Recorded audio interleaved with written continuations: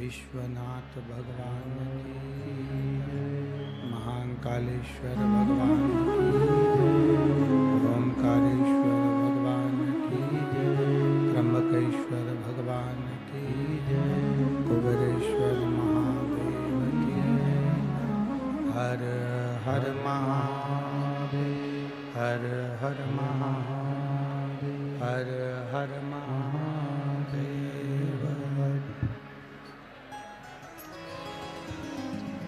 काशी विश्वनाथ ओगरदानी त्रिकालदर्शी कैलाशी अविनाशी भगवान शिव, जिनकी पुनीत पावन शिव महापुराण की कथा भगवान देवाधिदेव महादेव की कृपा से आप और हमको श्रवण करने का सौभाग्य प्राप्त हुआ है।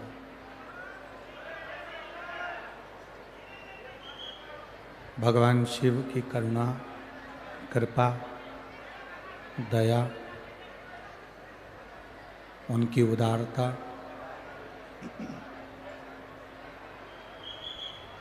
जो ये धूलिया नगर में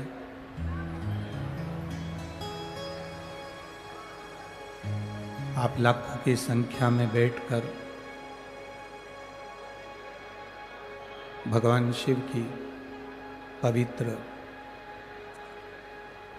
कार्तिक महीने में दामोदर मास में शिव महापुराण की कथा को श्रवण कर रहे हैं और भगवान शिव की अविरल भक्ति को प्राप्त कर रहे हैं। बड़े भाग्यशाली हैं संपूर्ण धूलिया नगरवासी एवं अपने अपने क्षेत्र से कथा मंडप में पधारे सभी श्रोता भाई बहन।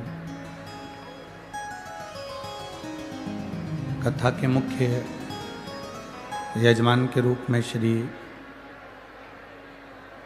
दादा बाबू भूसे, सो अनीता जी भूसे, श्री सुभाष जी भामरे, श्रीमती बीना जी भामरे धूलिया, श्री बाला साहेब जी भंदाणे, श्री मती शालिनी भंदाणे धूलिया, श्री अनूप जी अग्रवाल, श्रीमती अल्पा जी अग्रवाल धूलिया, श्री आविष्कार जी भूसे, श्रीमती लतीशा जी भूसे मालेगांव, श्री चेतन जी मंडोरे, श्रीमती अंजना जी मंडोरे धूलिया। एक बार सभी यजमान परिवार के लिए जोरदार ताली बजाकर स्वागत, वंदन, अभिनंदन। जिन्होंने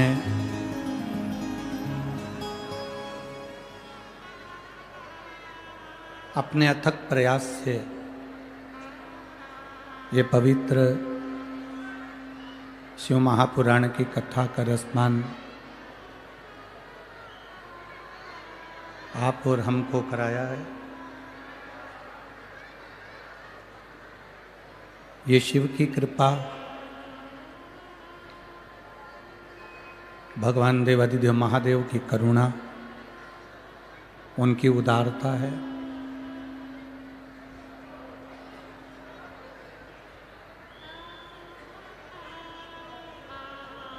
एक तो कार्तिक का महीना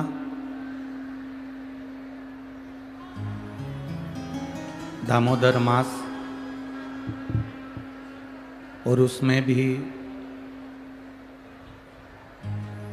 भगवान शिव की अविरल भक्तिमय शिव महापुराण की कथा।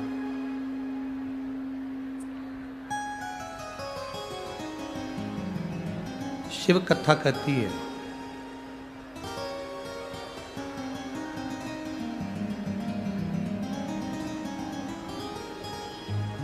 कि जो परमात्मा ने ये शरीर दिया है, जो परमात्मा ने ये शरीर बनाया है,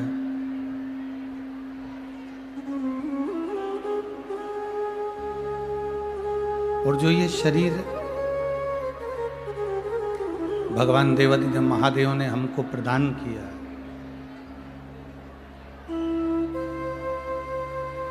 ये कोई साधारण सा शरीर नहीं है।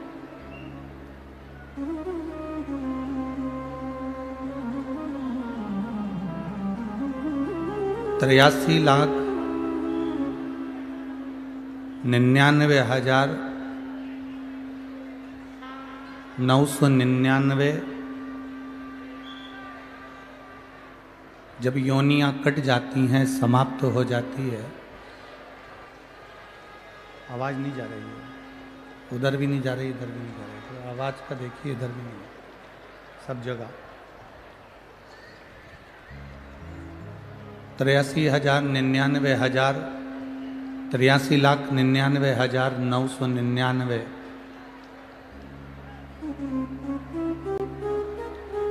जब हमारी योनियां कट जाती हैं,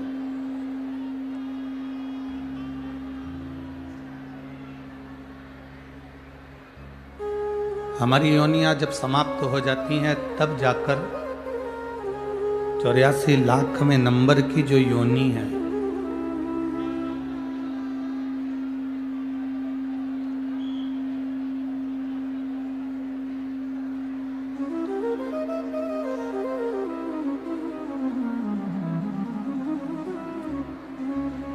तब जाकर 84 लाख में नंबर की जो योनि है,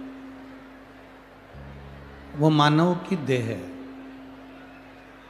मनुष्य का शरीर है।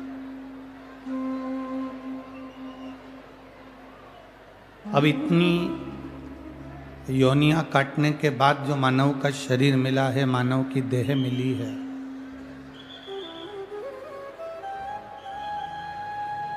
वो व्यर्थ गमाने के लिए नहीं मिली।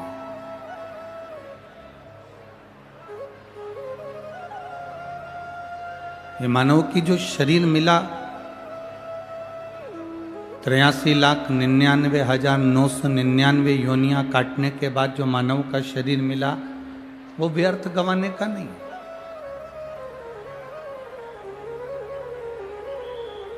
एक तो मिला बड़ी मुश्किल से, अथक प्रयास करा गया, तब जाकर ये शरीर मिला, और वो शरीर ऐसे ही चला जाए, माटी में मिल जाए, तो कोई मतलब का नहीं।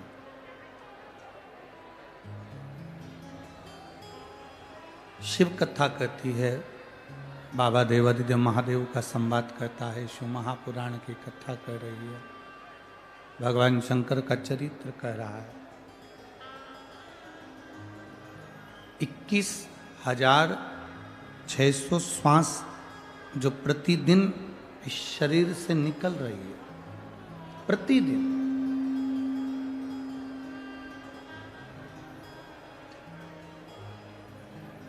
उस 21,600 श्वास जो प्रतिदिन शरीर से निकल रही है, प्रतिदिन शरीर से आना जाना कर रही है, उस 21,600 श्वास में से कुछ श्वासें,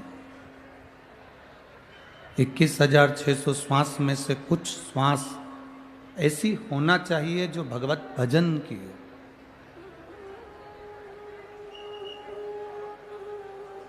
जैसे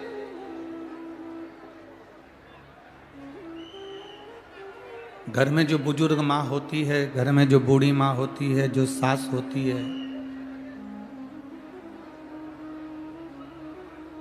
कुछ रकम, कुछ जेवर वो बनाती है, तो ऐसे बनाती है कि वो बात तक काम आ जाए।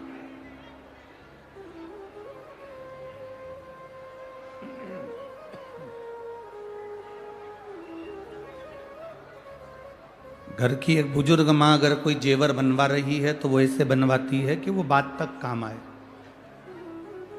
आखिरी तक वो जेवर जो उसने बनवाए हैं अपनी बहू को, अपने पोता बहू को वो चढ़ा सके, वो काम में आ जाए। बचपन, जवानी, अधेड़ी, बुढ़ापा,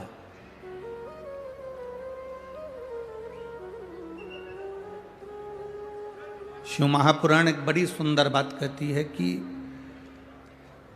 बचपन में जो आपने भजन किया, बचपन में जो आपने देवादिदेव महादेव को एक लोटा जल समर्पित किया,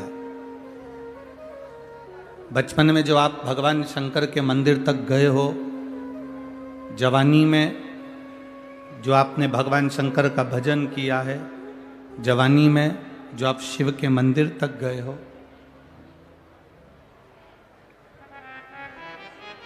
जैसे बचपन जवानी में भजन किया जाता है, तो वो भजन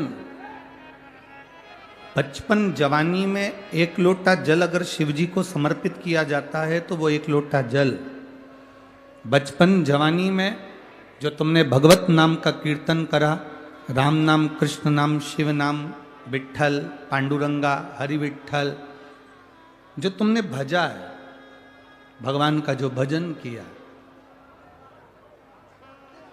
वो तुम्हारा भजन कभी भी बूढ़ा नहीं होता। तुमने जो बचपन और जवानी में जो भजन किया, वो भजन तुम्हारा कभी बूढ़ा नहीं होता।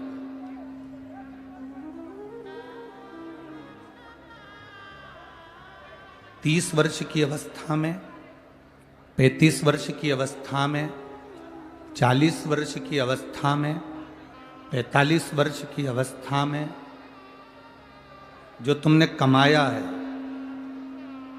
जो तुमने मेहनत करी है, 30, 35, 40 वर्ष की अवस्था में जो तुमने कमाया, जो तुमने मेहनत करी, तुम्हारी मेहनत का जो धन होगा, तुम्हारी मेहनत की जो प्रॉपर्टी होगी, तुम्हारी मेहनत का जो प्लाट होगा, तुम्हारी मेहनत की जो जमीन होगी, वो जमीन, वो धन, वो संपदा, वो प्रॉपर्टी, तुम बूढ़े भी हो जाओगे ना, तो जो तुमने 30 वर्ष की अवस्था से लेकर 45 वर्ष की अवस्था में, 50 वर्ष की अवस्था में जो तुमने कमाया है, ये प्रॉपर्टी, ये धन तुम्हारा बुढ़ापे तक तुम्हारा साथ देता है। जो तुमने 30 वर्ष की अवस्था में,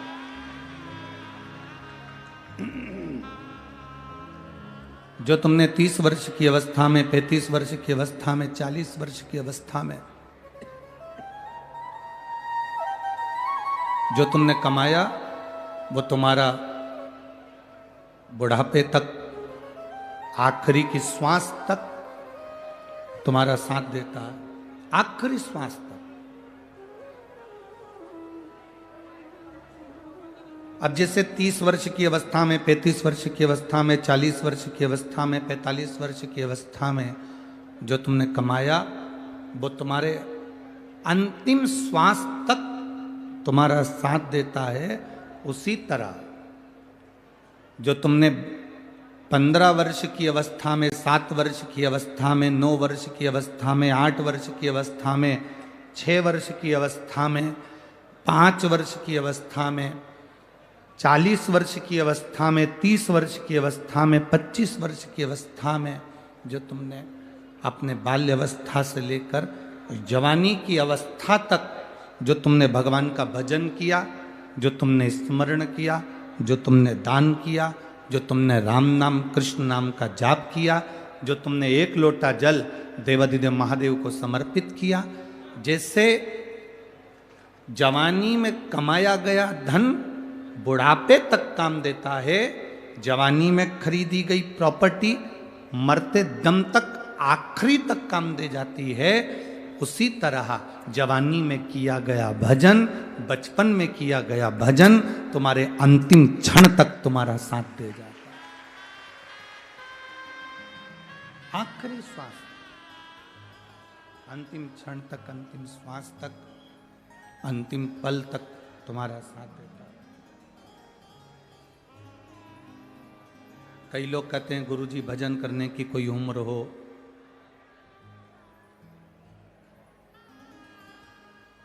भजन करने की कोई उम्र होती है? जब तुम्हारा मन कर जाए, जब तुम्हारा चित्त कर जाए, जब तुम्हारा हृदय कर जाए, जब तुम्हारा दिल करे, तब तुम भगवान के मंदिर जाओ।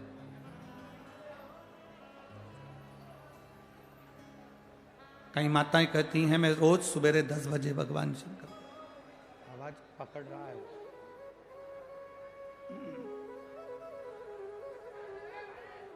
कई माताएं कहती हैं मैं रोज सुबह 10 बजे भगवान के मंदिर जाती हूं। कोई कोई कहता है कि हम सुबह 8 बजे भगवान के मंदिर जाते हैं, 9 बजे भगवान के मंदिर जाते हैं, कोई 11 बजे भगवान के मंदिर जाता है।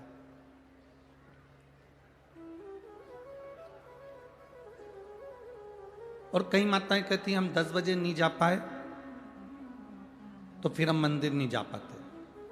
शिव महापुराण की कथा में एक बड़ी सुंदर बात लिखी है, अगर आपने स्मरण करा हो, उमा खंड को अगर पढ़ा हो तो पार्वती खंड में, उमा खंड में एक बात आती है, बड़ी सुंदर आती है। रोज 10 बजे तुम मंदिर जाते हो, रोज 9 बजे तुम मंदिर जाते हो, रोज 11 बजे तुम मंदिर जाते हो, रोज सवेरे 8 बजे मंदिर जाते हो। पार्वती खंड कहता है, उमा खंड कहता है, कभी कभी हफ्ते 2 हफ्ते में अपना समय बदल कर भगवान के मंदिर जाया करो। हफ्ते 2 हफ्ते में ऐसा समय निकालो कि हमें अपना समय चेंज करना, अपना समय बदलना। क्या होगा उससे?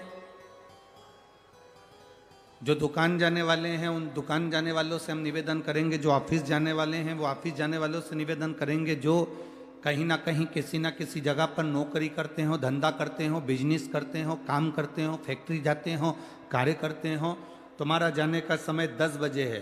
कभी प्रयास कर कर सुबह 9 बजे चले जाओ, कभी प्रयास कर कर 10:30 बजे चले गए, कभी प्रयास कर कर आगे पीछे थोड़ा सा समय हफ्ते में 1-2 बार जाकर देखना।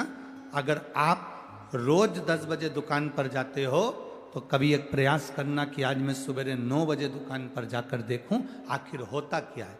सवेरे 9 बजे फैक्ट्री का मालिक ये विचार करे मैं रोज 12 बजे फैक्ट्री पर जाता हूं, फैक्ट्री का मालिक 12 बजे फैक्ट्री पर पहुंचता है।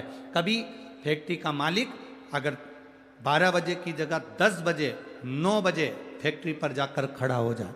अपने व्यापार को जो तुम 1 बजे देखते हो, 2 बजे देखते हो, कभी समय चेंज कर कर सुबह 11 बजे पहुंच गए, कभी 10 बजे पहुंच गए।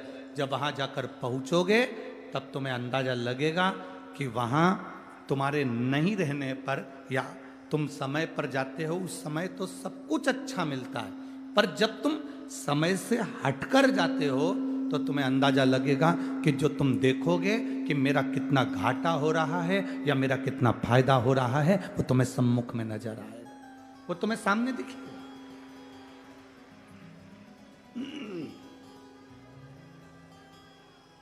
वो तुम्हारे सामने नजर आने लगेगा। शिव कथा कहती है, भगवान शंकर का संवाद कह रहा है, शिव महापुराण की कथा कह रही।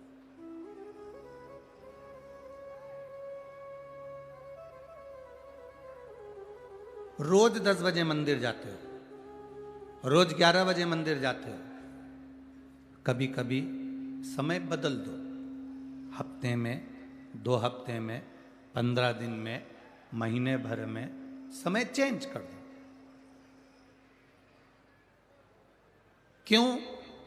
तो तुम्हें महसूस होगा, तुम्हें लगेगा कि आज मैंने समय बदला, समय चेंज करा, समय थोड़ा बदला है, तो तो मैं जल्दी महादेव के पास अगर पहुंच गई हूँ या मैं कुछ देरी से देवाधिदेव महादेव के पास पहुंच गई हूँ तो तुम्हें महसूस होगा कि कहीं ना कहीं महादेव की कृपा तुम पर बरसी जरूर है। थोड़ा बदलना जरूरी है, थोड़ा बदलाव जरूरी।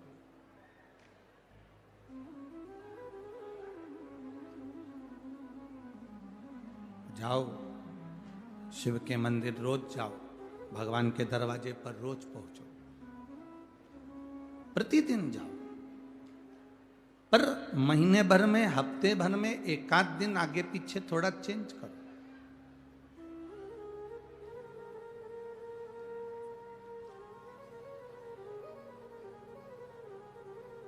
रोज देवाधिदेव महादेव को जल चढ़ाते हो, प्रतिदिन भगवान शंकर को जल चढ़ाने के लिए जाते हो, कभी कभी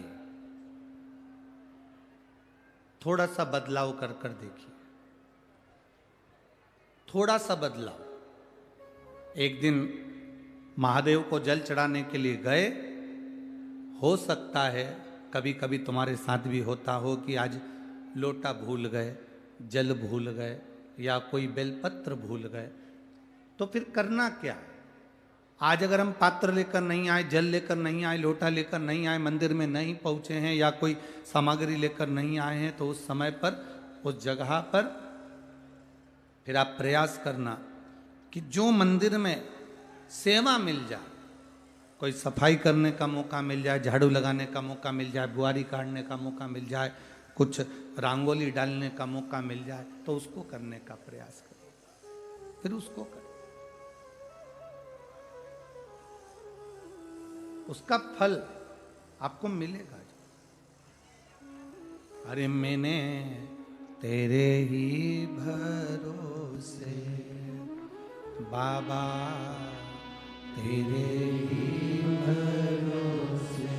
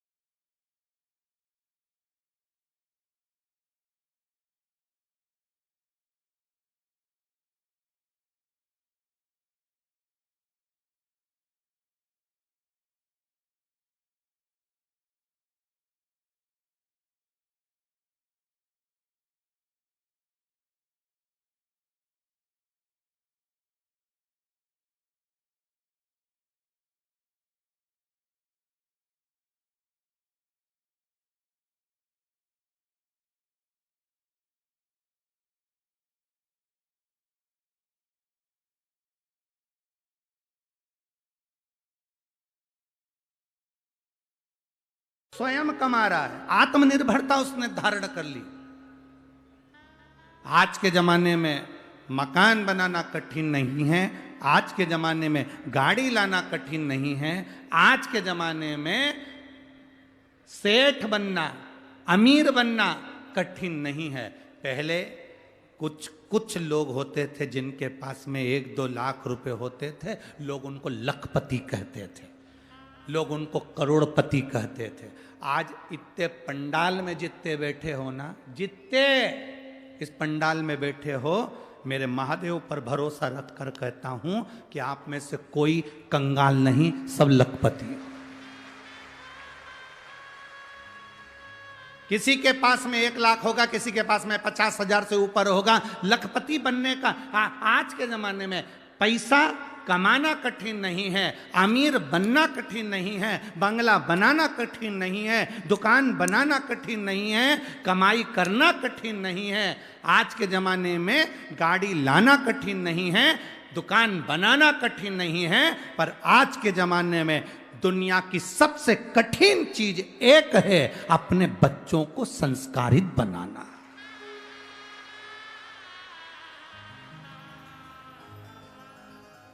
अच्छे अच्छे धनपति के बेटे जिनके पास में करोड़ों का धन है, उनके बेटे भी मय खाने में और होटल में पड़े मिलते हैं, मय खाने में और होटल में पड़े मिलते हैं।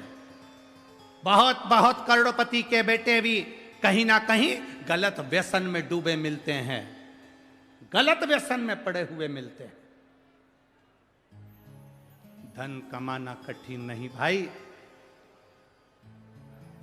सेठ बनना कठिन नहीं, अमीर बनना कठिन नहीं, दुकान बनाना कठिन नहीं, मकान बनाना कठिन नहीं, जेवर बनाना कठिन नहीं, प्रॉपर्टी खरीदना कठिन नहीं, पर दुनिया का सबसे कठिन काम है कि अपनी जो जिंदगी की पूंजी है, अपनी जो औलाद है, अपने जो बच्चे हैं, इनको संस्कारित बनाना, ये दुनिया का सबसे कठिन काम है, सबसे कठिन।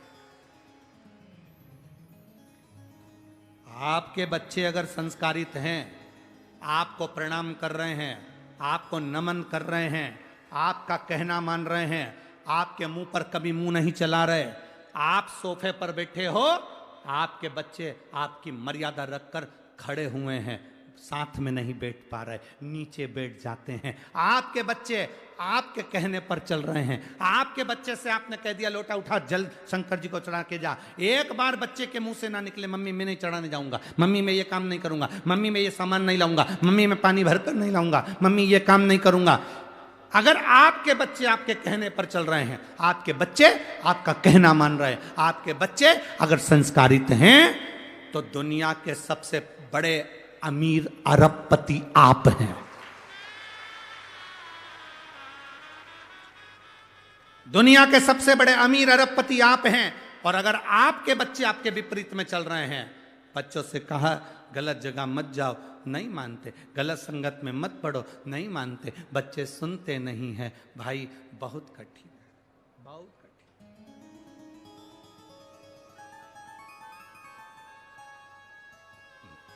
आज इस राष्ट्र को, आज इस भारत की भूमि को आप कुछ दें ना दें, पर इतना निवेदन जरूर है कि अपने बच्चों को संस्कार दें।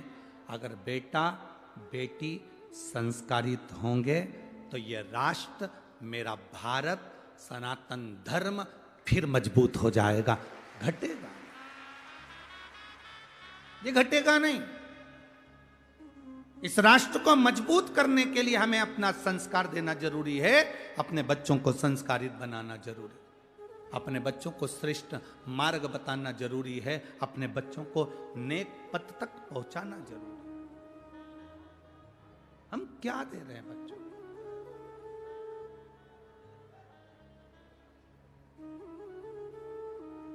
हम एक पत्र लाना भूल गए, जहां हम चेतन जी मंडोरा जी के यहाँ हम रुके हुए हैं। तो जिस कक्ष में हम रुके हुए हैं, उस कक्ष में वो पत्र रखा हुआ है। एक माँ ने उस पत्र में लिखा, अगर वो यहाँ बैठी हो, तो खड़ी हो सकती है। उस पत्र में उसने लिखा, मेरा पति कभी भगवान को नहीं मानता था,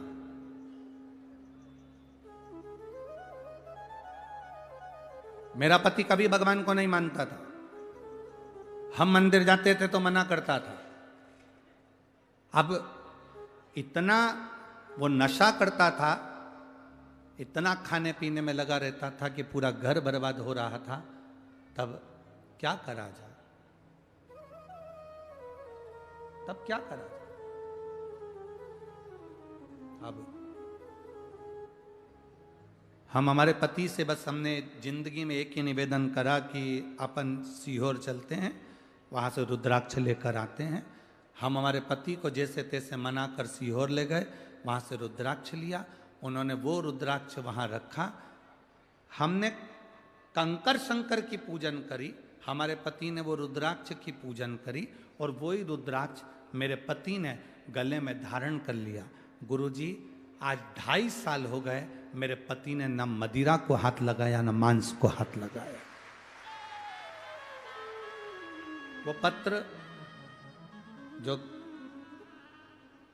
हम मंडोरा जी के यहाँ रुके हैं, चेतन जी मंडोरा जी के यहाँ, वहाँ रखा है। आज शाम को जाने के बाद हम मंडोरा जी को वो पत्र दे देंगे, आप भी पढ़ना उस पत्र को, उस पत्र का स्मरण करिएगा। अगर पक्की दृढ़ता आपके भीतर है, पक्का भरोसा आपके भीतर है, पक्का विश्वास आपके भीतर है, तो आप जिंदगी में कभी हार नहीं सकते। आपका विश्वास, आपका भरोसा आपको बल प्रदान करता है।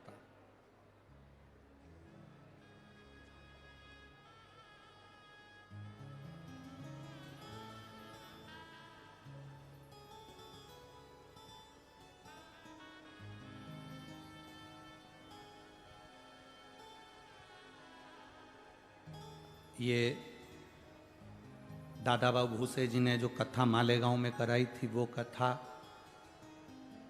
परभणी वाले सांसद जी ने जो कथा कराई थी वहाँ की कथा, ये धूलिया की कथा, आकोला की कथा, और भी जहाँ जहाँ कथा आप लोग अगर टीवी पर देखते होंगे, तो हमारे यहाँ पर माइक पर आशीष जी कभी ज़्यादा नाम नहीं बोलते कि यह माल्यार्पण करने आएंगे, वो माल्यार्पण करने आएंगे। थोड़े बहुत नाम 2, 4, 8 जो रहते हैं वो मूल बोल देते।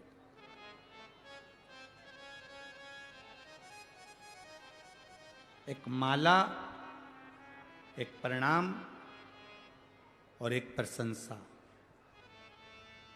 आप भी बोलो, कितनी चीज है? 3। पहली, जम के बोलो जरा, माला। दूसरा, प्रणाम, प्रणाम करना, नमन करना। और तीसरा, प्रशंसा।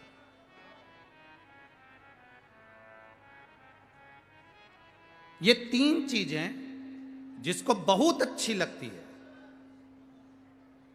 जिसको बहुत अच्छा लगता है कि लोग मुझे प्रणाम करें, दुनिया के लोग मुझे नमन करें। दक्ष प्रजापति को महादेव ने प्रणाम नहीं करा था, और दक्ष प्रजापति को सबने प्रणाम करा, पर महादेव ने नहीं करा।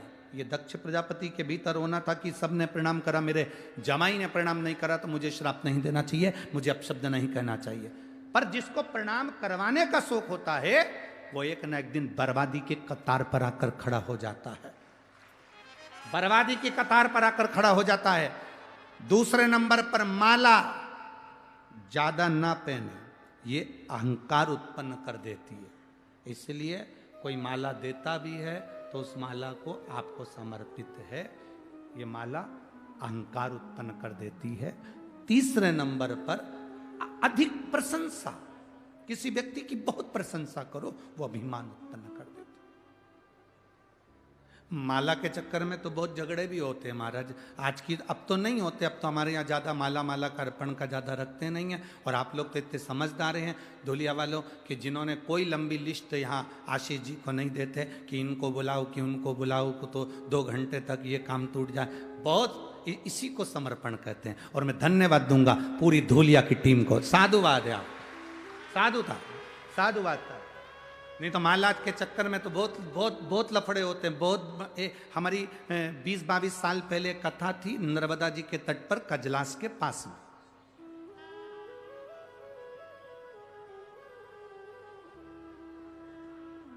अब नर्मदा जी के तट पर कथा,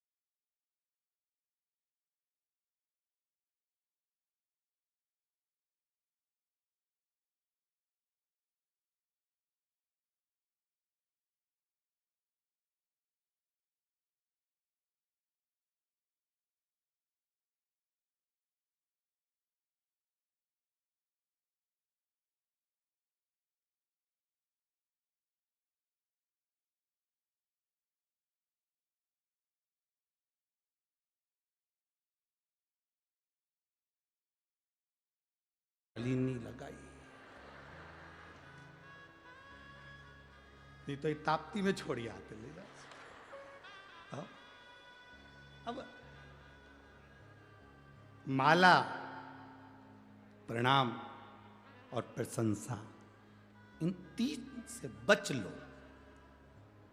इन तीन से जितना बच सकते हो बचो।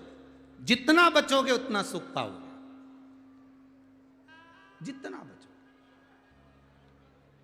और माला से अगर प्रेम करना है तो फूल की माला से प्रेम मत करो।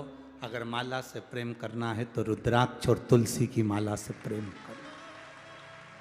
जिसने रुद्राक्ष और तुलसी की माला से स्नेह कर लिया, जिसने रुद्राक्ष और तुलसी की माला को अपने हृदय में धारण कर लिया, वो जिंदगी में परमात्मा को अपने करीब में लेकर आए।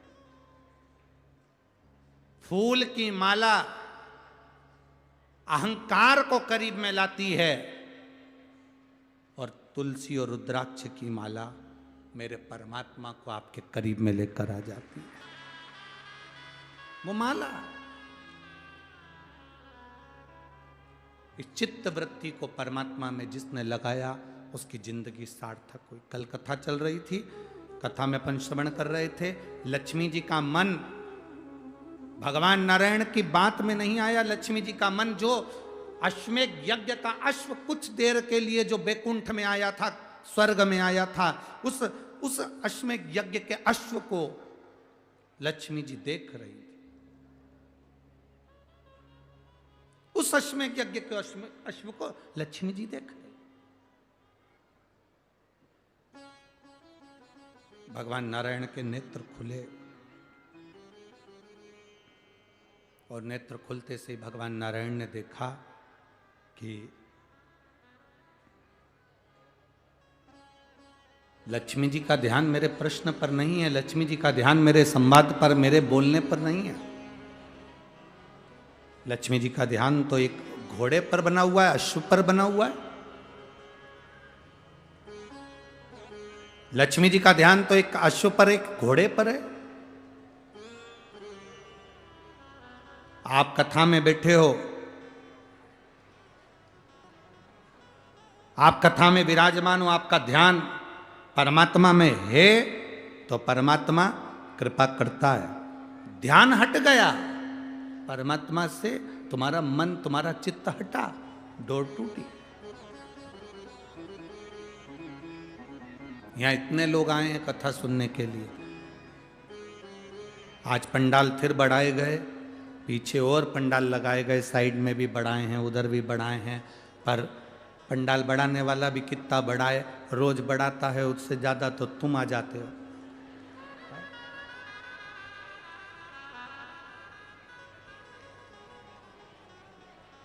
वो तो महाराष्ट्र की पुलिस प्रशासन को, यहाँ के collector, SP, SSP, DSP, SDM, TI सभी को, और जो पुलिस बल लगा हुआ है उसको बहुत बहुत धन्यवाद देते हैं, जो उन्होंने पूरी रोड को संभाल रखा है। बाहर और अंदर हर जगह पर आप लोग संभाले हुए हैं, उसके लिए बहुत बहुत साधुवाद है यहाँ के प्रशासन को।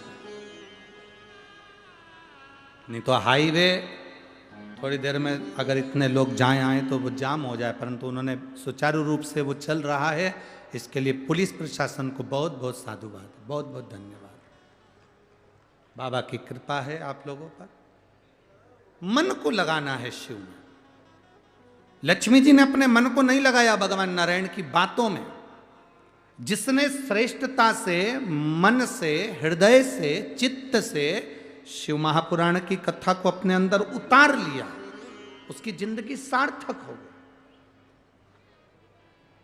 जो उतारने के बाद भी अपने जीवन को दोहरी जिंदगी में जीता है, वो फिर नष्ट हो गया। दोहरी जिंदगी किसको कहते हैं, थोड़ा समझिएगा। आप देवादिदेव महादेव को जल चढ़ा रहे हो, आपका चढ़ाया गया जल आपको अच्छा लग रहा है और दूसरा अगर जल चढ़ा रहा है तो उससे आप नफरत कर रहे हो, वो श्रेष्ठता नहीं। इसको दोहरी जिंदगी कहते हैं, इसको दोहरा कर्म कहते हैं, इसको दोहरी भाव कहते हैं, दोहरी दृष्टि कहते हैं। आज के जमाने में प्रत्येक व्यक्ति दोहरी जिंदगी जी रहा है। अपना बेटा अगर अच्छे नंबर से पास हो गया और पड़ोसी के बेटे के 2 नंबर, 5 नंबर, 10 नंबर ज्यादा आ गए, तो अपना बेटा पास हुआ तो पड़ोसी का बेटा अच्छे नंबर से पास हो गया, तो दोहरी जिंदगी में फिर कह दिया उसकी तो वहां पर पहचान होगी, पैसे वाला है, थोड़ा पैसा दे दिया होगा इसलिए काम हो गया होगा। दोहरी जिंदगी है, दोहरी जिंदगी। मक्खी दूध में गिर गई, थोड़ा सा दूध था, तुमने फेंक दिया। मक्खी घी में गिर गई,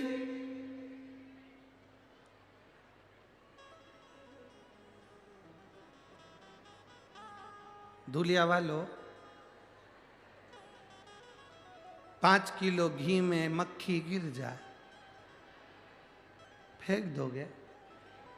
नहीं, मक्खी को फेंक दोगे, पर घी को। है ना दोहरी जिंदगी। दूध में गिरी, दूध फेंक दिया, पानी में गिरा, पानी फेंक दिया, खीर में गिरी, खीर फेंक दी, रबड़ी में गिरी, रबड़ी फेंक दी, हलवे में गिरी, हलवा फेंक दिया, घी में गिर गई, घी नहीं। दोहरी जिंदगी, हमारा पूरा जीवन दोहरी जिंदगी में चलता है। दोहरी जिंदगी, दामाद अच्छा मिल जाए, मेरी बेटी को साथ लेके चलता है।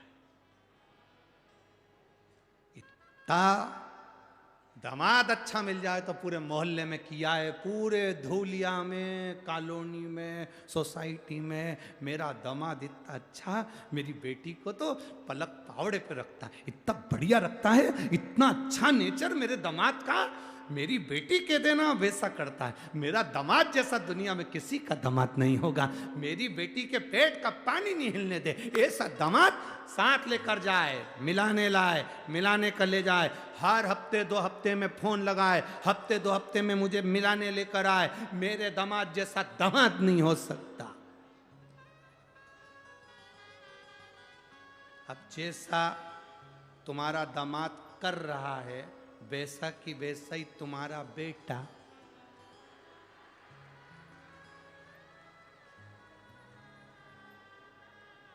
तुम्हारी बहू के साथ करे तो तुम 2-4 जगह जा करके, क्या उसकी माँ के यहाँ गई थी, जरूर कुछ करवा के लाई।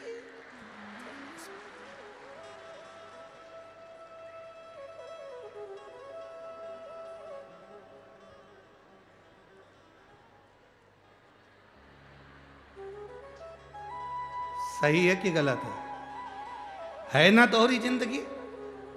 दामाद करे तो बहुत बढ़िया, दामाद बेटी को घुमाए तो बहुत बढ़िया, दामाद बेटी को होटल ले जाए तो बहुत बढ़िया, दामाद बेटी को कपड़े दिलाए तो बहुत बढ़िया, दामाद बेटी को रकम दिलाए तो बहुत बढ़िया, दामाद बेटी के साथ में अपने ससुराल आए तो बहुत बढ़िया, और तुम्हारा बेटा तुम्हारी बहू को घुमाए तो बुरा, तुम्हारा बेटा तुम्हारी बहू को रकम दिखाए तो बुरा, तुम्हारा बेटा तुम्हारी बहू को साड़ियां दिलाए तो बुरा, और तुम्हारा बेटा तुम्हारी बहू के घर चले जाए तो बुरा।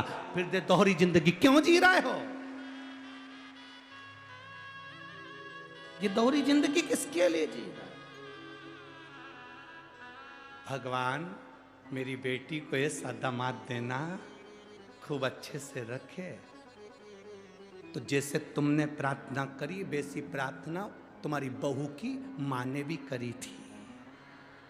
भगवान मेरी बेटी को ऐसा घर देना, बड़े प्रेम से रखे। अब तुम्हें बुरा क्यों लगता है? फिर क्यों कहीं कहीं जाती हो? भगवान मंदिर पहुंच गई, देवालय पहुंच गई, शिवालय पहुंच गई, ना जाने कहाँ कहाँ जाकर ना जाने किस किस से पूछ रही है।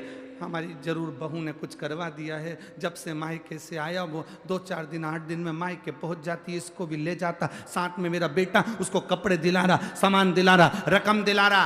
अरे अगर तुम्हारा बेटा तुमको भी सम्मान दे और तुम्हारी बहू को भी सम्मान दे तो उसमें प्रसन्न तुम्हें होना चाहिए कि कम से कम मेरे बेटे में मेरे संस्कार आए, मेरे बेटे में मेरे संस्कार है। बहुत ध्यान देना, बेटा अच्छा निकले तो तुम्हें स्वर्ग देगा, बेटी अच्छी निकले तो तुम्हें बैकुंठ देगी, पर बहू अच्छी निकल जाए तो तुम्हें कहीं जाने की जरूरत नहीं है, तुम्हारा घर झोपड़ा भी होगा तो स्वर्ग बना देगी।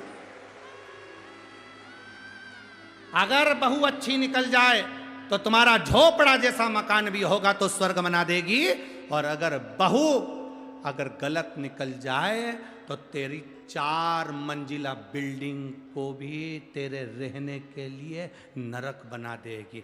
आंख में से 24 घंटे आंसू झड़ेगा, 24 घंटा आंसू, 24 घंटा दोहरी जिंदगी जीना। शिव महापुराण की कथा कभी नहीं कहती कि दोहरी जिंदगी जियो। शिव महापुराण की कथा कहती है आप जो कर रहे हो उसमें श्रेष्ठता आपकी देखिए, आप दूसरे में उसमें गलत ना देखें, दूसरे में भेद ना देखें। बेटी अच्छी रहे ये हर माँ कामना करती है, बेटी सुखी रहे ये हर माँ कामना करती है। उसी तरह आपके घर में भी आपके बेटे की जो बहू आई है, अगर वो सुखी रह रही है तो ये उसमें उसकी माँ की कामना होगी। आप जैसे कामना करते हो वैसे वो भी कामना करती होगी कि मेरी बेटी सुखी रहे। पर अपने को कोई फर्क नहीं पड़ता, खाया बिना रह जाऊं पर बोला बिना। इसलिए जो अच्छा लगे वो बोलो।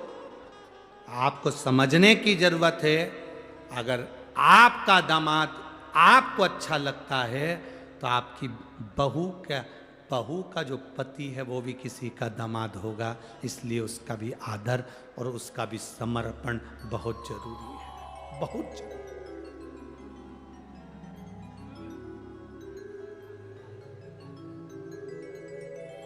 बहुत जरूरी है। महाराज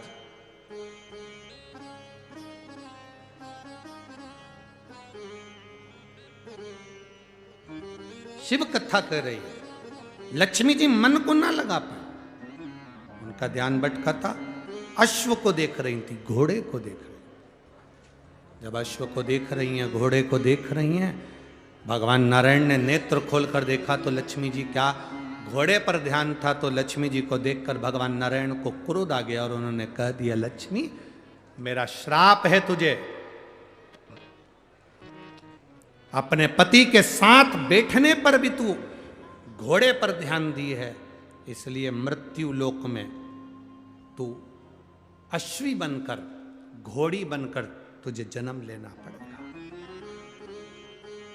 तुझे अश्वी बनना पड़ेगा, तुझे घोड़ी बनकर जन्म लेना पड़ेगा, मृत्यु लोक में तुझे जाना पड़ेगा। लक्ष्मी जी की आंख में जल भर गया, आपने मुझे श्राप दे दिया। भगवान नारायण कहते हैं,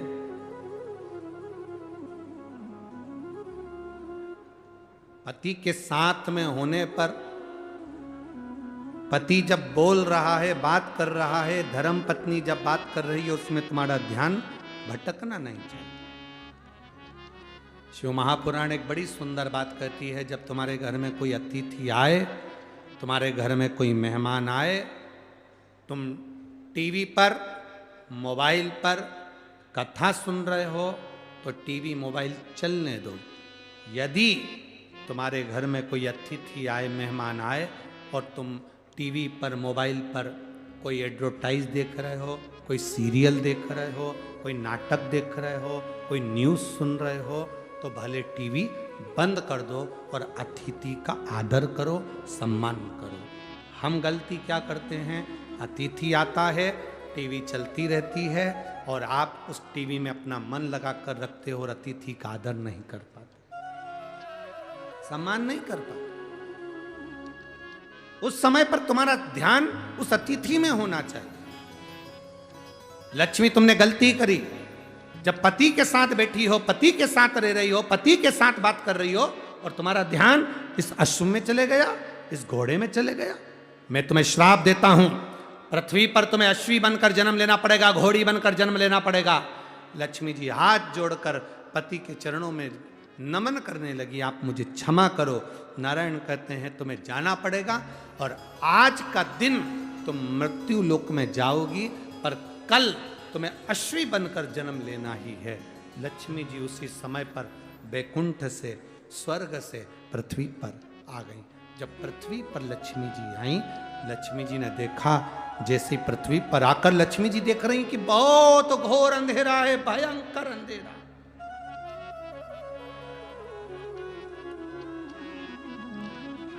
आज लक्ष्मी जी पृथ्वी पर आई, घोर अंधेरा, अमावस्या की रात्रि है, भयंकर रात्रि, चारों तरफ अंधेरा ही अंधेरा।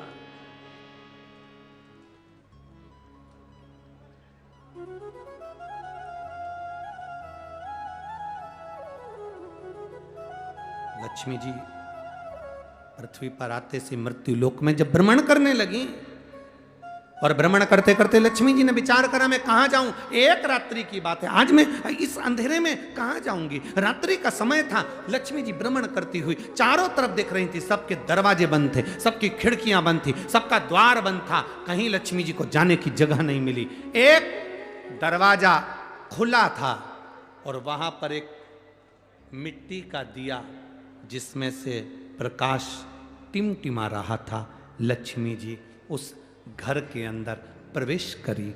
एक बूढ़ी माँ बैठी कपड़े को सिल रही थी। बूढ़ी माँ वस्त्र बना रही थी।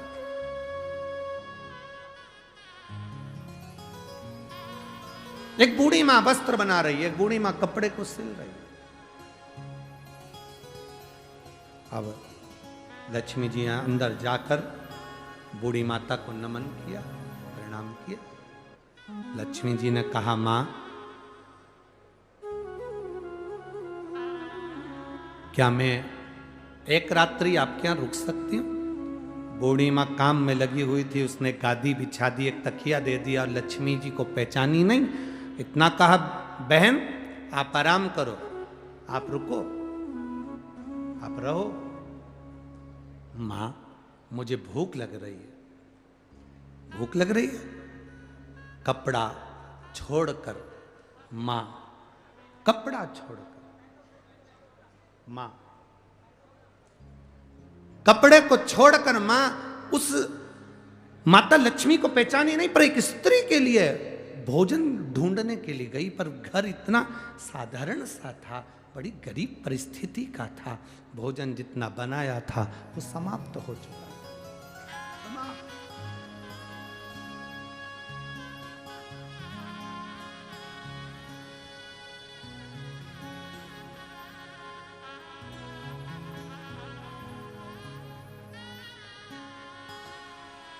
हम जिस घर में रुके हैं, श्री चेतन जी मंडोरा जी के यहाँ, आज हमको बड़ी प्रसन्नता हुई। सुबह का समय था, हम सुबह मॉर्निंग वॉक कर रहे थे। सुबह के समय पर जब घूम रहे थे नीचे, बाहर तो हम मॉर्निंग वॉक करने जाते नहीं हैं, क्योंकि जाते हैं तो लोग गाड़ी में बिठा के वापस घर छोड़ जाते हैं। और उन्होंने कहा, गुरुजी गाय को रोटी, हमने कहा लाओ हम देते। गौ माता को जब रोटी दी तो रोटी गरम थी। हमारी आंख में जल भर गया। लोग इतनी सुबह 5:30 बजे, 5:30 पौने 6 बजे इतनी सुबह लोग गाय को रोटी अगर देते हैं तो दूसरे दिन की कल की बची हुई बासी देते हैं।